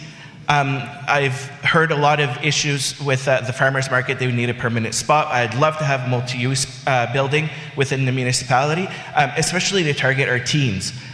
In the report that came out to council, they're the underserved. So they need somewhere to go to even just have social time with others. So having a multi-purpose building definitely will help. If that's the perfect spot, I'm not sure, but definitely it's something that we could look into. Thank you, Josh. We are moving to that side of the gym. Bill Hurdle, a resident of Ward 3. In the last 5 years, inflation is between 15 and 20%. Taxes are up. The tax rate is roughly the same. Assessments are up more than double, which means that for every $1,000 that I put in for my taxes 5 years ago, I'm putting more than $2,000 in now. My question is to the mayor candidates, as well as to any of the other candidates that want to put into it, why is the expenses going up so high without any review by council that seems to, the spending seems Sir, to be I'm going to, if I may, we're going to go to Ward 3. We're going to go the opposite direction, and Tori Weldon, you are up. Oh, I'm sorry, we thought it was Ward 3. Sir, is your quit? Okay. Do you want to take it, speak? Yep. So I am not exactly sure if you meant the assessments going up, or if you're. The assessments are going up. Yes. That's what's causing it. Yes. So that's what you're asking, because the municipal. Why is my taxes going up? Yes. So the assessments are clearly provincial jurisdiction. We don't, as a municipal. Yes, so the assessments are provincial jurisdictions. The property taxes is the municipal council that makes those decisions. Absolutely. This is not an easy issue for the next municipal council, because for the next years, municipal council will have to deal with the different tax rates across the entire community, which need to be adjusted. You know that there was a tax freeze or assessment freeze, tax freeze this past year. A community will always want more services, and there is a balance between tax rates and the services you're getting. So it is a decision by council, but I will commit to work with the community to better understand what are discrepancies, what are the needs, how are property taxes actually understood in the community. When I went around, I noticed that there's a very strong lack of Sabina, understanding. I need you to pause for a moment. Please stop for a moment. Are there any other candidates that want to weigh in? Okay, Sabine, can you tie it up in 30 seconds? Yep. Yes, that's it. Okay, thank you. Andrew wants to come in. Andrew Black. Contentious issue, folks. I would defer to the mayors if they want to say anything about it. Okay. I'll be super quick. The property assessments from the province have been terribly managed for probably 15 plus years. It's been recognized by municipalities across the province as well as municipal associations that represent residents in New Brunswick. Unfortunately, the provincial government, Higgs and now Holt, are scrambling to attempt to get property values up to what they believe to be market value, and we all suffer for it. You're absolutely right. The municipality does set the tax rate, and I think it's during budget time, it's extra important to have more public engagement to talk about what services we need to cut so that we can lower tax rate. Thank you, Thank you, Andrew. We're going to finish this question with our two mayors who are on of the three, and then we're going to that side. So, Terry. Tax rates is definitely a contentious issue. There's no doubt about it. We'll never be happy with what we're taxed. I would like to have a breakdown of what $1 is per service. The LSDs receive even less than Ward 3, which is in town. Their rates went up this year. Yours was frozen. So I would like to have a look at what $1 does. Because if we can break that down, then we can look at whether we're getting fair taxation, because equal is not necessarily fair. And so services offered should be what our taxes are based on, so we'll have to look into see what that breakdown is like and what we can do. It may mean that there's not as much money in the coffers for some other projects, though. Thank you, Terry. We're now moving to Debbie Wiggins-Colwell to weigh in on this question. Thank you. You have to look at what we've got, what our needs and what our wants are. If to make our balance, we have to tighten our belts on the needs that we have. And then that will keep, I'd like to see our taxes stay where they are, but that means if it does, what services are we going to give up? Or what service can we embellish on? Or what are we going to cut to make that stay or less? That was my thought on that. Thank you. Thank you. We're now moving to the other side of the gym. I think that's Dodie. Tell us who you are, Dodie, and who would you like to talk to? I'm Dodie Perkin. I'm in Ward 3. And by my count, we have more than half of the current council running for re-election. So my question is for them. My question is, why should we trust you? Because you've mentioned the gas plant, that you opposed the gas plant, but it took you quite a while to get there. And over the past few years, the fire department, for example, has gone into disarray, and the council seems to be helpless to deal with that. So as members of the current sitting council who have gone through this, why should we trust you and why should we vote for you again? Okay, and we're going to go from the opposite of alphabetical order, and the incumbents of Ward 3. Michael Tower, please come to the mic. Thank you for the question. One reason you can trust me is because I speak clearly and I try to provide transparency. I'm open to any discussion. I approach people when I see there's comments they're concerned about. When it comes to the fire department, I think that we finally set the right things in motion, and it's going to take time to get the answer, and this new council is going to have to be the one that steps up and deals with it. But when it comes to taxation, which was also a question, it's not a simple process, but at the same time, because of what the government has done with their assessments, we are now in a position where we should be able to look at it and say, no more tax increases for this coming year, because we have a 10% increase in assessments. And if a municipality can't go forward working to deal with this properly, we have to put departments in place. Michael, I'm going to have to ask you to pause. So thank you. Thank you, Michael. And another incumbent, Bruce Finney, please come and take this question. Dodie, you know me, as a matter of fact, and most of you know me. I speak my mind. I don't have time to pussyfoot around. There's no reason for it. The taxes, as far as I'm concerned, I voted against passing the budget this year because I didn't like the way it was. There's other issues and things, but the thing is, the provincial is provincial, we are the municipal, and we need to find a way. And I even asked a few years ago to turn around and reduce it. My colleagues didn't want to, and that's when we had a surplus of money. As far as trusting me, well, I mean, you know me. I'll speak my mind. I've supposedly broke the code of conduct 3 times. I've allegedly, and then I lost my pay and benefits for 2 months. Okay, Bruce, excuse me, Bruce, I'm going to ask you to just overall, finish up, please. I think you know me as I am, so Thank you, Bruce. Now we're going to hear from Josh Gauguin. Thank you for the question. So I only got elected in the last term, and I was green and naive. I expected that things would be provided to me and information would be given out. I trusted administration, I trusted my colleagues. Unfortunately, that's not how it was.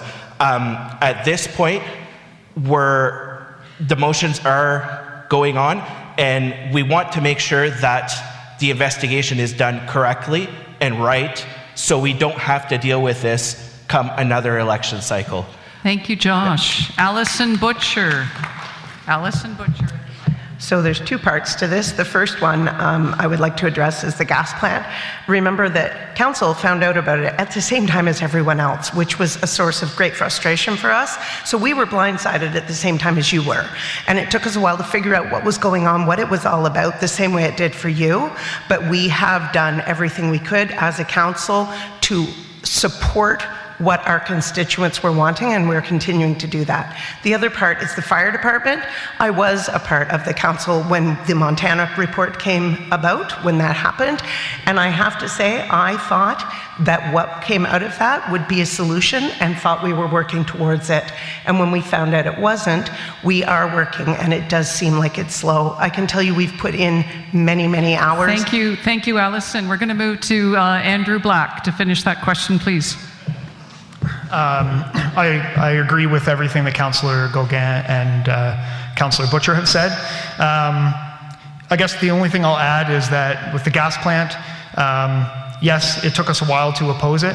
Part of that was because of council having conversations around jurisdictional responsibility. Also cognizant of the fact that we represent all 9,000 people within the community, not just one side. So we were trying to kind of play both sides. Rightly or wrongly, we now oppose it. The fire department, the only thing I'll say is that it is way more complicated than what people out in Tantramar believe. There's so much more to the fire department, and I agree with Councillor Gauguin with the investigation needing to finish up so that we're not back in this again for another 2 years, 3 years, 4 years, 5 years. That can't happen. Okay, sir, you were already up before. We're moving to the next question. Please come to the mic, give us your question and your name, please. Hello, I'm Finn Mahoney, and basically not long ago I almost fell in a well. It's an abandoned 100-year-old well. I'm wondering if the council is willing to fill it in. And who would you like to answer your question? Any of them. Okay, I'm going to ask Allison, it's yours. Please signal me candidates if you want to weigh in. Okay. Hey, Finn, thanks for the question. God, close. I would love to hear more. That sounds so morbid. But where is it? And we can make sure that if it is within the jurisdiction of the town, that we look after that. And if it's within the jurisdiction of the newer town of Tantramar that is still managed by the province, we can make sure that we advocate for the provincial people that would need to do that to make sure it's done, because we do want to make sure that we have a safe community. Thanks.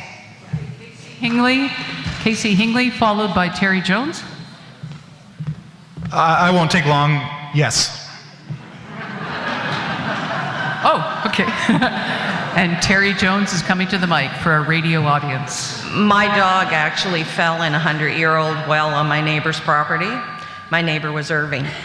I contacted them and the environment, and they came out and had it filled in. So if the property is private, contact the private owner and the environment, and you'll get your well filled in, and they have to do it prudently.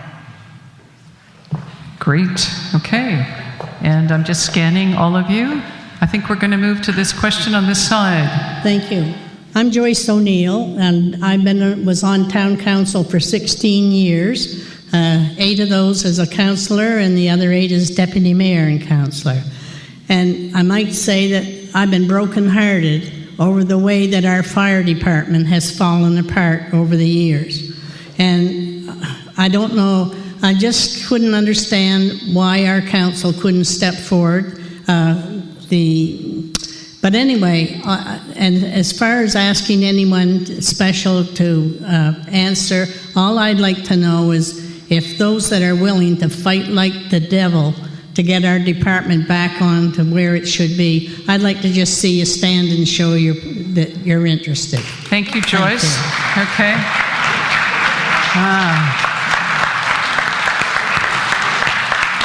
Joyce, is that enough of an answer for you? Oh, that's fantastic. I like the way you did that. Thank you. Okay, and thank you, Council. You're being so groovy tonight. Yes, sir.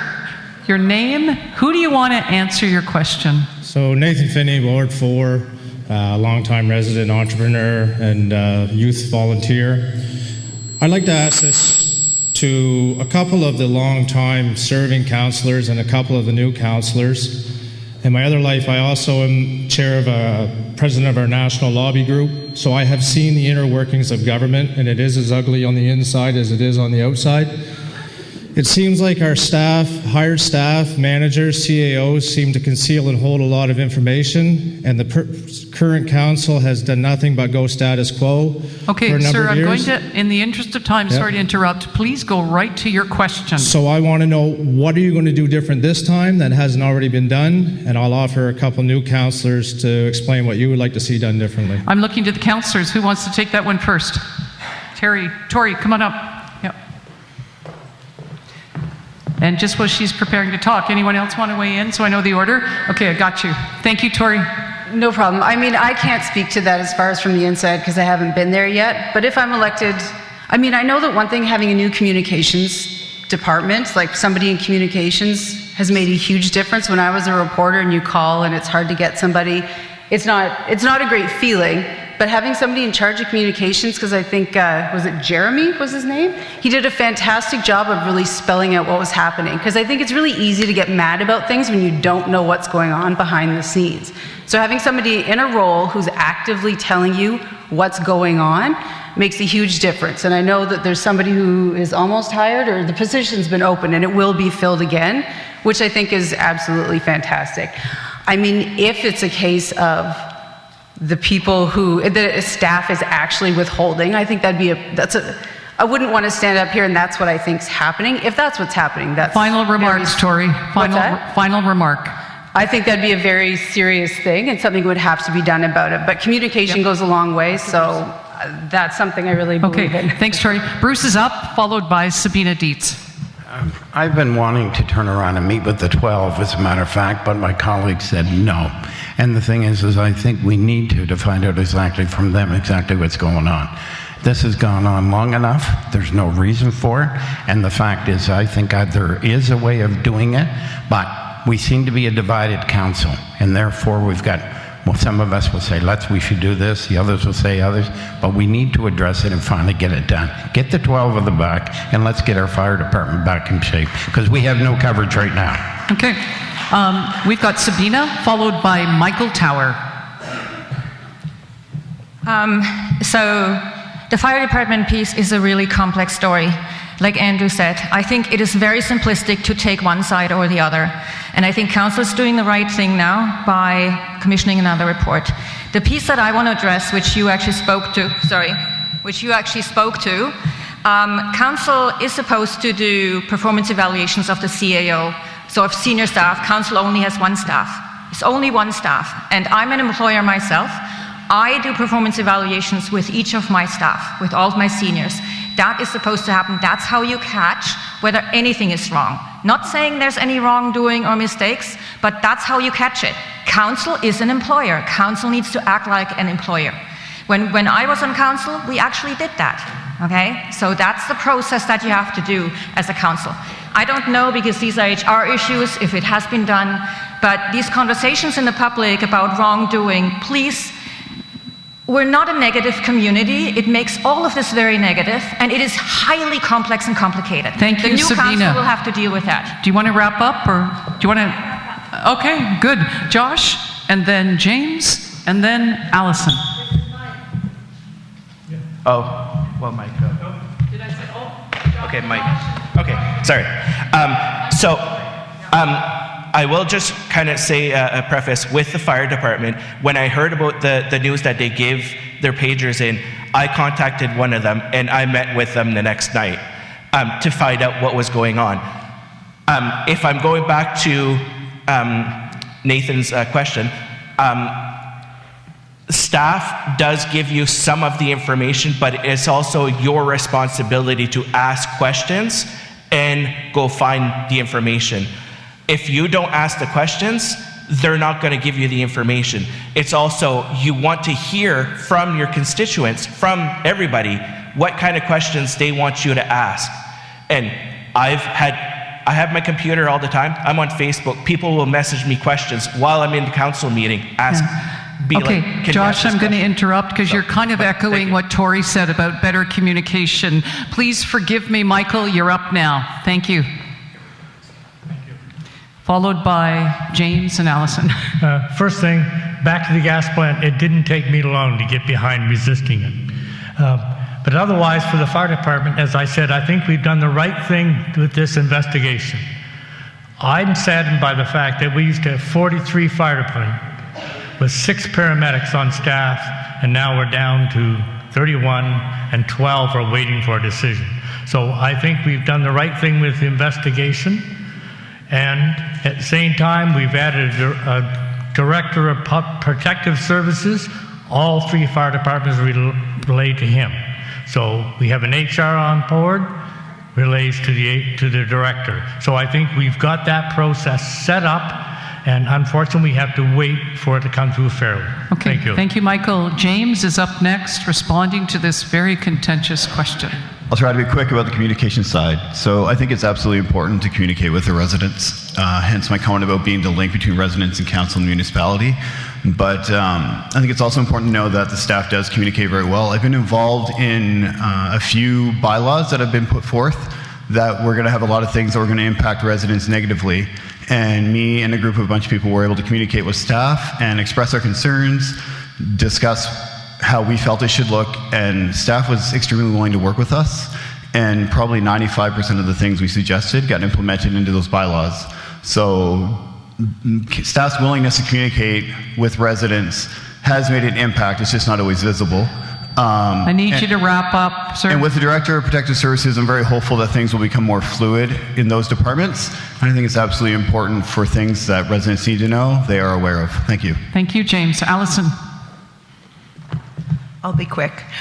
What Josh said is pretty much exactly what I would say. We have one employee that we are responsible for, the CAO, and in my time on council, anytime I have wanted to know something, or anytime a constituent has asked me something, and I reach out to staff through the CAO, I have always gotten a prompt response. I always feel like my questions are being answered. So if you have more questions, remember that we're here for you, and make sure that you're asking them to us, and we can make sure we find them out for you. Thank you. Are there any other candidates that want to weigh in on this question? If not, we're now moving to this side of the room. Phyllis Wheaton, Midgick, again on the fire department. As some of you may not know, but there was a big fire in Brooklyn today. 6, 7 departments showed up, Port Elgin, I'm not sure if Dorchester, Sackville, and Goose Lake Road was used because Pointy Butte came through. I had to call DTI to get that done, the road, a couple years ago. Anyway, Amherst has always came to help aid Sackville Fire Department. I asked them about the money, who is paying for Amherst to come, and it's our money going to Amherst. Would you like anyone in particular to take that question, or can we take whoever wants to step up? Whoever. Okay. What happens when Amherst helps us out? Who pays? I asked the Amherst Fire Department online, and they said that the Sackville pays. So it's money going out of town, right? Not helping the people. Candidates, does anyone want to speak to this question? Okay, Allison, step on up. Who else is in? Anybody else right now? Just Allison. Oh, and thanks to all the firefighters today. So first of all, I'd just like to say that I'm speaking for what I think I know. We do have mutual aid agreements with the fire departments around us, and that includes Amherst. I don't know all the details about it, but we go when they need us, and they come when we need them. That's how it works. I would think that they must be compensated for that, and I would just like to say that when we have a big fire, whether it's a downtown business or a grass fire in our outlying community, I would gladly pay any firefighter who's going to help us. So. And Andrew, did you want to weigh in? You don't have to. I was just going to say that we can, Phyllis, I can get the mutual aid agreements information for you. As Allison said, money changes hands. So if Sackville goes to Amherst, then there's agreements there as well. I'm not exactly sure about the details of how much we pay. I think it is important to note, though, that anytime that any of our fire departments within Tantramar goes onto like the highway, for example, if there was a fire or mutual aid to help with a car crash, money is supposed to come to the province, to our fire departments, and we get $0. So something else that we need to address in the future for fire service. Okay, thank you very much. And Jason Holmes wants to weigh in from Ward 1. I'm just going to touch quick base on this, hopefully with the new emergency director coming online. Tantramar has 3 fire departments under their banner: Point of View, Sackville, and Dorchester. You need to utilize your resources within your own municipality first. Amherst is a great asset, but I don't think we need to be calling Amherst to send 2 trucks to Sackville when you've got a full complement of firefighters in Dorchester or in Point of View to do that. You always bring your resources from within your own municipality first, then you work from the outside to bring them in. Come through Goose Lake Road. Exactly. Okay, thank you, everybody. We're now switching to this side of the gym. Sir, what would your question be? I'm not a sir. My name's Dave Bailey. I grew up in Middle Sackville. I've lived in Upper Dorchester. I live in town. And I've been to all kinds of these, 2 since amalgamation. I just have a statement and then questions for Ward 1, Ward 2, and Ward 5. Sir, I'm going to ask you to please step up to the mic. You've got to go right to your question, sir. Okay.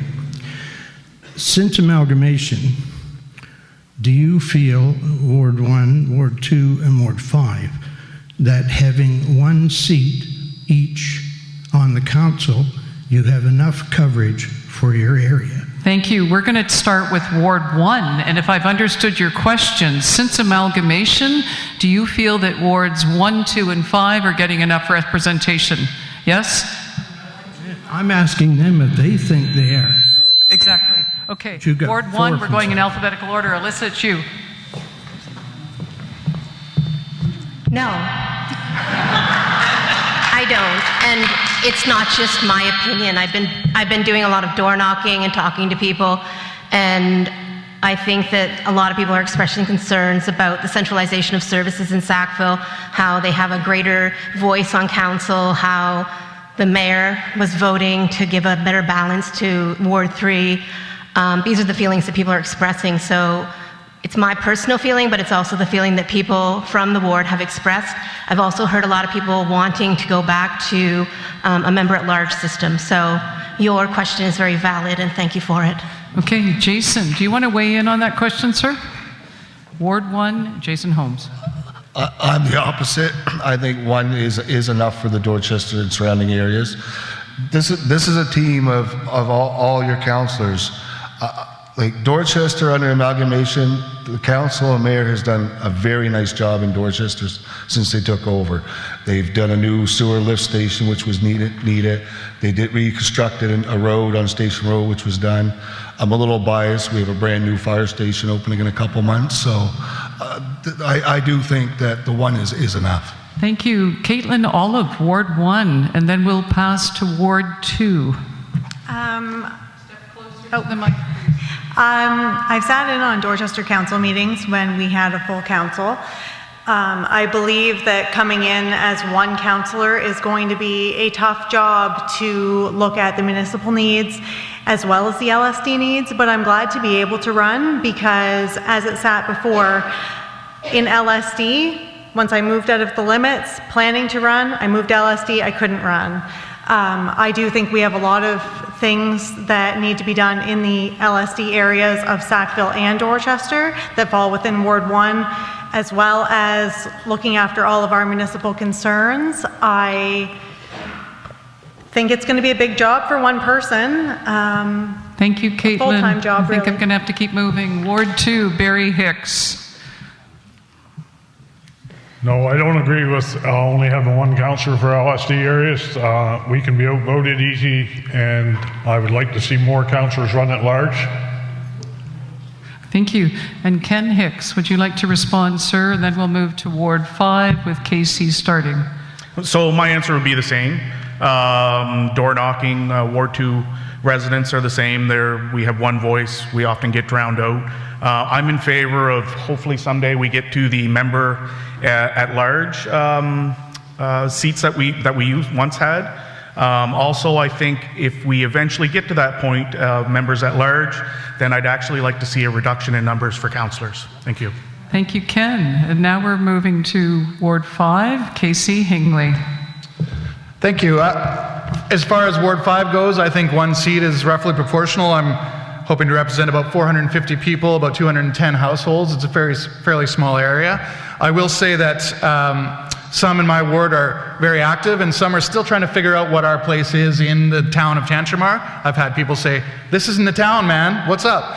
But I'll tell you, I believe the opposite. I believe we can contribute and we can take back from the town, and one voice, if it makes itself heard, can be pretty damn effective. Thank you. Thank you, Casey. Mr. Wayne Wells, Ward 5 as well. And then we're moving to that question right over there. I agree with Barry and Ken that we should have councils at large so we get a better vote sometimes. Thank you, sir. All right. Can you help me? I think you're going to have to go to the mic. Okay. But Ellie, you're going, do you have a okay. Can we get Kristin to talk on that? Whether Word 4? No, she's an acclaimed candidate. She's candidate-elect. Ellie, you're in. Let's go, Ellie. Thank you. I'm Ellie Hammer. I'm in Ward 3. I've lived in the Tantramar region for 4 years. And I was quite struck when how long you've all lived here and what an amazing sense of connection you have to this region. My question is, how are you going to assure, as councillors or as mayors, that all people of all backgrounds and no matter what connection you have to this region, of all ethnic, religious, or racial backgrounds, feel like they belong to this place, they feel they can put down roots here, and they feel like they're seen and heard and valued? Ellie, do you want to talk to anyone in particular? I would love to hear some concrete ideas. So if anybody has if we could dream big, don't worry about money, just bring out 3 or 4 ideas, I'd love to hear. Who'd like to respond? Okay, Andrew's up, then I just see Andrew's hand right now. I could be super quick. I've had conversations with the current CAO, and she is interested in incorporating diversity, inclusion, equity, colonialism, accessibility as a lens just like our climate lens that we have in our budget and any deliberations we make. So any decision that we make will go through that lens, which I think is a great way to approach it. Now, the creation of that lens, though, is the kicker. We would need to reach out to many groups within the community to understand what that looks like and what their needs are, but those conversations are already happening, so hopefully that will carry over into the next council. Ellie, I've got Sabina Dietz also wanting to weigh in. In the normal world outside of municipal government, the way you approach it, you ensure that on committees, on various groups that municipal council is active on, whether they're liaison councillors otherwise, that there's some representation. So active outreach to those groups that are in the community to ensure their engagement in the various issues that are out there. When there is a health and wellness committee of council, then there should be a direct outreach to youth, to ethnic groups, etc. So I think that's the best way of direct. I like the lens as well, but the lens is something very dry and very clinical, whereas the direct engagement is really the way to go. Thank you. Thank you, Sabina. We have time for 2 more questions, and the only questions I see are 2 on this side. Any last call for anybody on that side? To respect your time, we're going to take 2 more questions. Logan, let's go. Thank you. My name is Logan Atkinson. I'm past president of the Tantramar Heritage Trust. My question is for Ms. Weldon, Ms. Robertson, and Mr. McDonald. If elected, would you support the development and passage of a new, modern, progressive heritage bylaw for Tantramar that would show our built heritage the respect it deserves and give it the protection that it desperately needs? Okay, question about heritage. Tori? Yes. Oh, sorry. Yes, absolutely. Like, I think any well-functioning municipality has a heritage bylaw. I think it's very important to have it. Obviously, the last one didn't do what it needed to do, so it's always a matter of threading that needle between like saving old buildings and progress. But I think it's so important that we have one. Other places have done it successfully. There's no reason in the world why we can't do that here too. So. Okay, thank you, Tori. Alyssa, you're not up yet, but Haiti Robertson is next, followed by James McDonald, and then Alyssa, you're up with the heritage question. Yes, we had a highly restrictive heritage board, and so the alternative was to have none, which is a huge mistake. I would support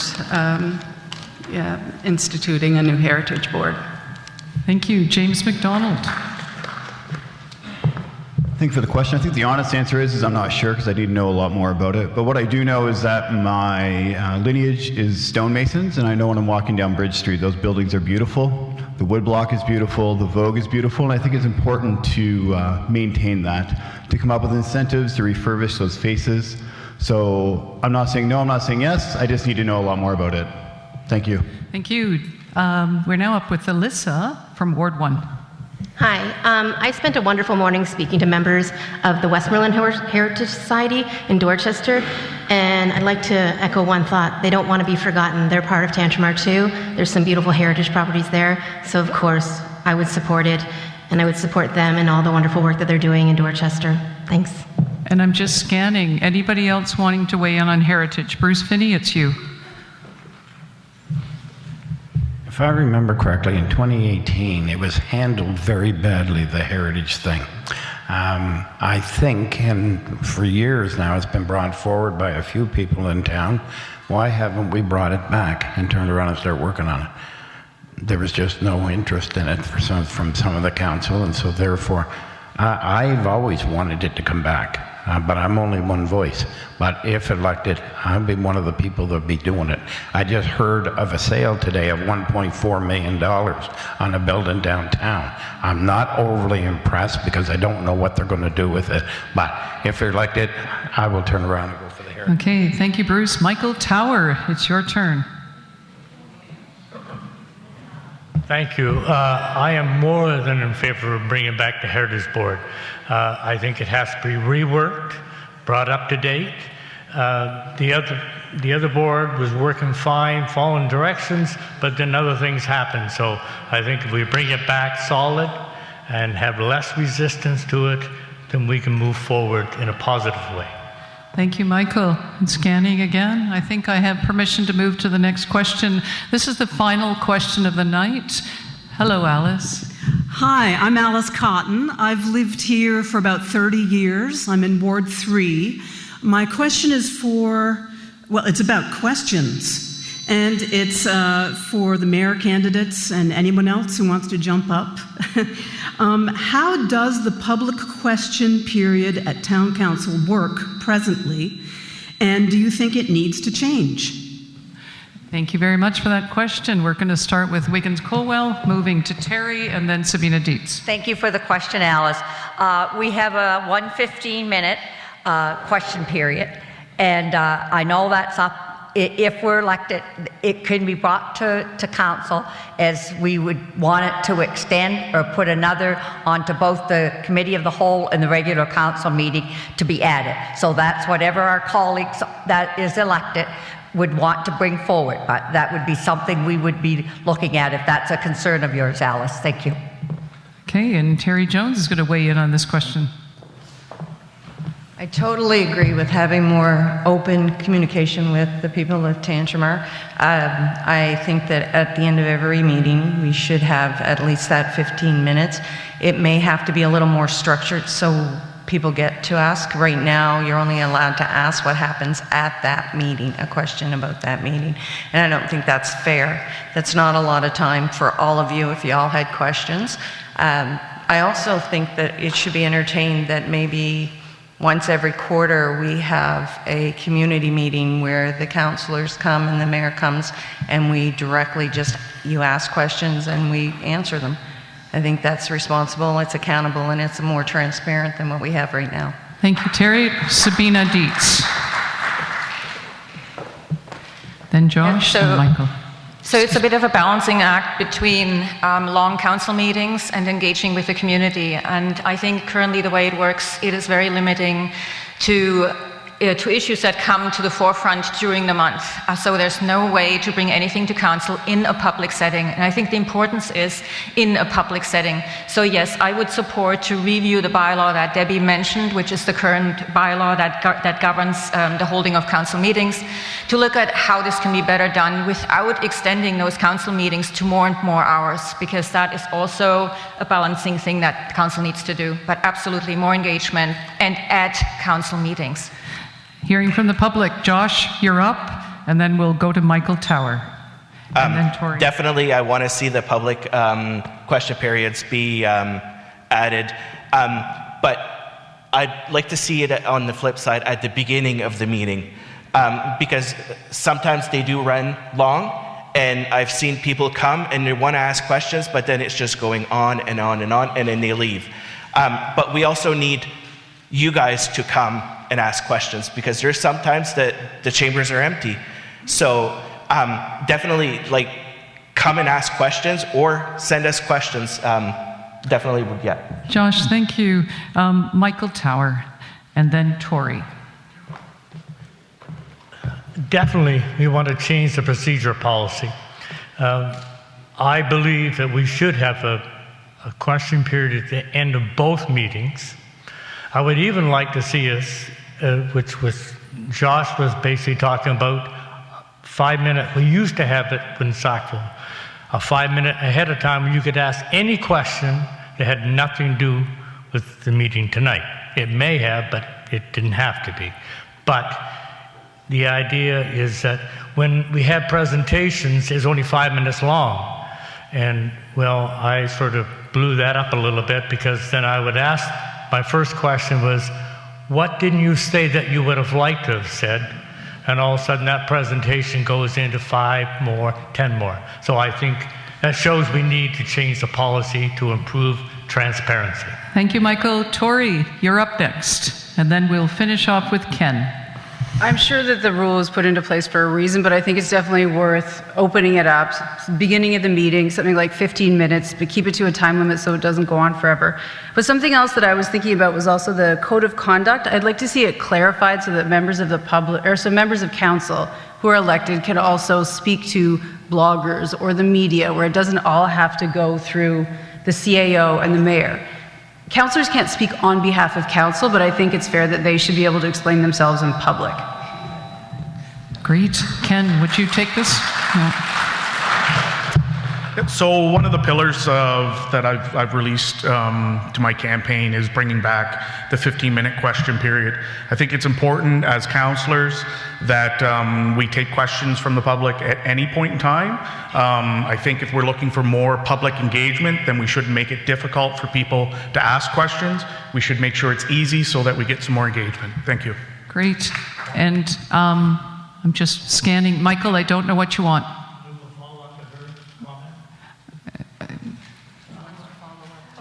We're going to move on. My friends, we have closing remarks, and I promised you we'd be done by 9:15. The candidates have closing remarks of 30 seconds each. I'll say goodbye super fast. Will you give me thumbs up if you would like to hear closing remarks from the candidates? Well, it's not exactly overwhelming, but we're going to go. Judith, will you please be my timer for 30 seconds? Here's how it's going to go. We are going to start that way. We're going to flow right through here and end up with the mayors. Is that cool? If you have 30 seconds for closing remarks, please come up, sir. Thank you. And this is Wayne Wells.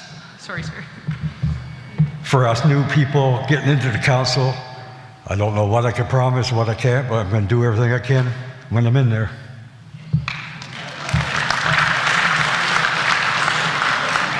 Casey Hingley. Thank you, everyone. I'll be as quick as I can. It's been a pleasure meeting so many people across Ward 5. I've seen just how connected and engaged our rural community really is. So I made a commitment at the start of this campaign to show up, to listen, and to put in the work. Many of you have noticed that I've been out knocking on doors, having conversations, sharing my ideas, and doing everything I can to earn your trust. That's the kind of commitment and work ethic I would bring every day to council. Thank you. Tori Weldon. Yeah, you've got a lot of great options up here. Since I've been out going door to door, I've really enjoyed it. All I could really tell you is that I will put the work in and I'll do everything I can to represent you if I'm elected. So thank you very much for being here tonight. Michael Tower. Thank you. First, councillors can talk to bloggers as long as they're talking for themselves and their own opinion. Otherwise, I want to remind you, look at the list, go to the bottom, and start voting. Vote Mike Tower. Thank you. Katie Robertson. I've been interested in municipal affairs for some time, but now have the time to commit to public office. I would like to bring my work ethic, energy, and fresh ideas to council. My keen interest in this community, interest in the welfare of all individuals, will make me a suitable candidate. And ask for your support for my candidacy as councillor for Ward 3. Thank you. Bruce Finney. If re-elected, as a matter of fact, I will address all the issues that we talked about here tonight. We need to get the heritage thing back, the megawatt project, throw them out. I think I called the president a liar. The thing is we need to keep back the question period. People are here. You pay our salaries. So if you've got questions, come and turn around and ask us. Enough is enough. I mean, to cut people off and then turn around and limit them, no, unacceptable. So just please keep coming, but please start coming to the council meetings. And if you have any questions, please turn around and call me. I don't Thank you, Bruce. James McDonald. If elected, I'll make sure that I follow through all bylaws, procedures, and policies to make sure there's no surprises going out to residents when they're passed in red. And also, I'll say it right now that if I am elected, it'll be a no vote for any tax increase come this fall. Thank you. Josh, go again. I'm just happy to continue what I'm doing right now, reaching out to people. Reach out to me. If I'm elected, I'll continue doing that and ask for your support. Thank you. Great. Allison Butcher. I've been proud to support and represent the community, the entire community, for the last 10 years that I've been on council. I would please ask any of you to come to me. It doesn't matter what ward you're in. I represent everyone. And I can answer questions, I can bring things forward, and will continue to do that as I've done in the past. Thanks. Andrew Black. First, I'd like to say that it's been an honor to serve the residents of this community for the last 10 years, particularly the last 3.5 as mayor. It's been a wonderful experience, and I've been pleased to champion, protect, defend, and celebrate this community provincially, nationally, internationally, and I hope I can continue to do that work. Thank you. Thank you. Ken Hicks. So tonight we've heard a lot of ideas, and my plan is built on actionable promises right from day one. First, I'll move to restore question period. Accountability shouldn't be something council is afraid of. It's something we should welcome. Second, I'll move my no-filter policy, ensuring that every third-party report reaches councillors the same time that it reaches the CAO's desk. And I'll also ensure my 2% challenge that I've been putting out there. That's where I'm challenging every department within the municipality to save 2%. That way we can, with those savings, we can pass those back to the taxpayer and hopefully lower those rates. Thank you. Thank you. We're now moving to Barry Hicks. Thank you everyone for attending. On May the 11th, I'm asking for your support. We still have major work ahead, driving economic development, achieving a fair taxation model for LSD district residents, and resolving the ongoing issues within our fire department, among other priorities. Best of luck to all the candidates, and please remember to get out and vote. Caitlin Olive. Thank you, Ward 1, for coming out. I hope that I'll get your vote on May 11th. I've been in Ward 1 my whole life. I've seen a lot of things. I've raised my kids here. You know, it takes a village, and the village has had me and mine. And I would really be very honored to be able to bridge the gap between our municipal needs and the needs of our LSD, advocating to the province for those. I look forward to helping to bridge the gap between our youth, adult and senior services. I look forward to hopefully being your counselor. Thank you. Thank you. Jason Holmes. I just want to thank everybody for coming out tonight and spending your time with us. I'll make it short. The only promise I'm going to keep is the promise that I'm going to do the best I can for all the residents of Tantramar. Thank you. Alyssa Green. Thank you for this opportunity tonight. Community input is the foundation of my campaign and will continue to be my main priority as councillor for Ward 1. I want to thank the community members of Dorchester who have invited me into their home to talk about their needs and their community goals. I will continue to do that and learn what you need. I'm invested in your vision for the future of Dorchester as a relevant community that contributes so much to what makes Tantramar a great place to live. And I also want to say to the arts community from the beginning, the community centre over in Dorchester wants you to be there, so come on over. Thank you. Debbie Wiggins-Colwell, concluding remarks. Thank you. As being former mayor of the village of Dorchester and being elected as council for the Tantramar for Ward 1, and for now being deputy mayor, I bring a bit of experience to the table, and I am retired, so I have time now to dedicate to you, if I am elected, to dedicate it to the community, and I will be at the town office daily. Thank you. Thank you. Terry Jones. I don't have a political pedigree, so I'm not going to talk politics. I'm just going to tell you, you are what we work for. This is not just a job, it's a privilege, and it's a privilege to serve each and every one of you. Openness, transparency, honesty, and trust is what we need to build, and that's what I'm setting to do if I become your mayor. Go and vote. Every voice counts.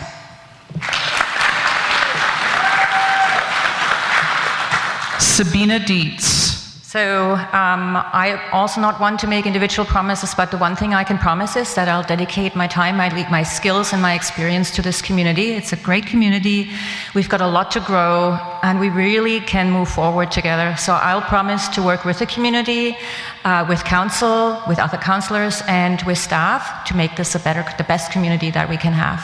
Thanks.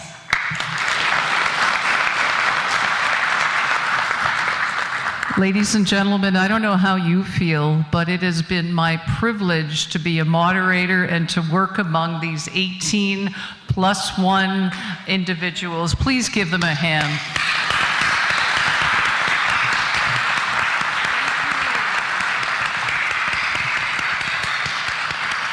And my friend is back there, Ross. If you got those loonies and toonies that are weighing you down, he'd be happy to relieve you.